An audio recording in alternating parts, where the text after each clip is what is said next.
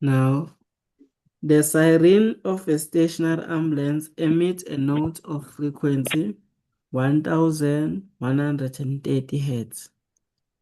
When the ambulance moves at a constant speed, a stationary observer detects a frequency that is 70 Hz higher than that emitted by the siren.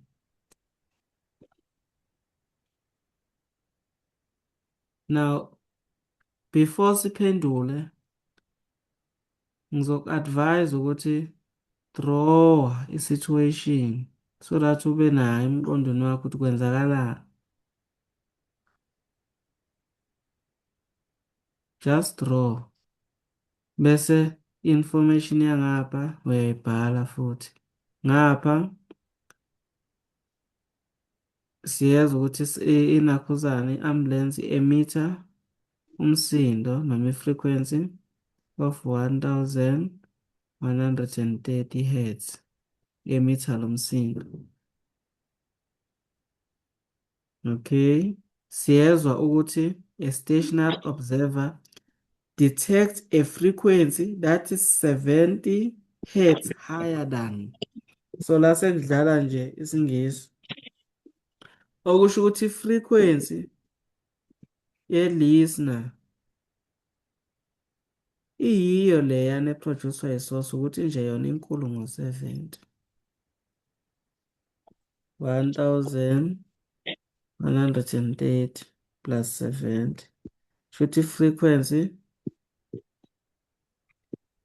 edetectwa yi-listener 1200. Okay, Doppler effect, examination guideline. Is the ambulance moving towards or away from the observer? Give a reason. So, i-observer izwa umsindo omkhulu kunomsindo oproducwayo, meaning the ambulance is moving towards. Ngoba umsindo esiwulalele mkhulu. So usuzothini-ke wena? Usuzosho ukuthi frequency of a listener is greater than the frequency of a source. Iyona reason yakho leyo. Uzosho ukuthi is moving towards the listener. Why? Ngoba i-frequency ye-listener inkulu kune-frequency ye-source. Bese bethi-ke calculate the speed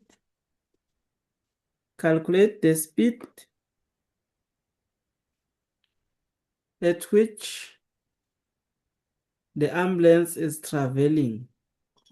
Calculate the speed at which the ambulance is traveling. Take the speed of sound in air as 343 meters per second. So, bafuna calculate speed sani se-ambulance. Ngamanye amagama, ukhumbule i-ambulance iyekhipha umsindo, kusho ukuthi sifuna the speed of a source. Mabe befuna i-speed of a source, lapha kunakhuzana. The siren of a stationary emits sound when the ambulance moves at a constant speed, then the stationary observer. So, i-velocity of a listener is 0 meters per second. Ungadidiseki. I-ambulance iqale yaba stationary, yayisisuke iyahamba iqeda kuba stationary. So, i-ambulance iyahamba. So, asicalculate-ke i-velocity yayo le-ambulance le. So, sesizothini-ke? Frequency of a listener is equal to V plus or minus velocity of a listener, V plus or minus velocity of a source times frequency of a source. Frequency of a listener, 1200. 343. 343. Then velocity of a listener, 0 milli listener. Velocity of a source, yona. Then frequency emitted, by the source 113,1130. Then check-ke ngane yakwethu. Umsindo esiwukhiphayo mncane kunomsindo esiwulalele. Ukuze siproduce umsindo omkhulu, kusho ukuthi la phakathi nendawo kufanele sibe nenamba enkulu, ngezansi sibe nenamba encane ukuze sizokwazi ukuthi siproduce umsindo omkhulu ngoba silalele umsindo omkhulu kodwa sikhiphe umsindo omncane.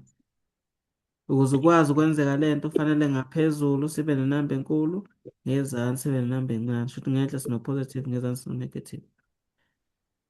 Then ukuze senze izinto zibe lula, masithanda futhi singa-times okungenhla times okungenhla, okungezansi times okungezansi. Okusho ukuthi sizothi 343 343 times ubani times 130.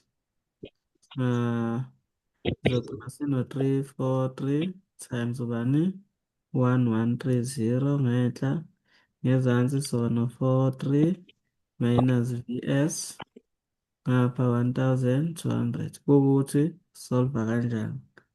Then bese siya cross multiply la, loya times la, loya times loya. Sizogcina sinento kanje. Sizogcina sino-1200 into 343 minus VS is equal to 343 times 1130. Then asithanda ukucomplicate izinto, singadivide ngo-1200, singadivide ngo-1200. Asifuni lokhu sivula ama-bracket la. Then sesingayishaya le ngapha 343 times 1130 over 1200.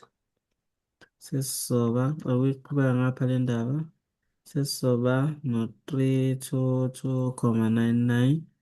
Ngapha sesizoba no-343 minus VS. Sithatha lo siyamwelisa, soba no-322,99 uzofika se-negative minus 343 minus VS ngapha minus 343 sathola negative minus 20,008 minus VS divide by negative on both sides. Therefore, u-VS wethu ulingana no-20,008 meters per second. So that is the velocity of what? Of a source.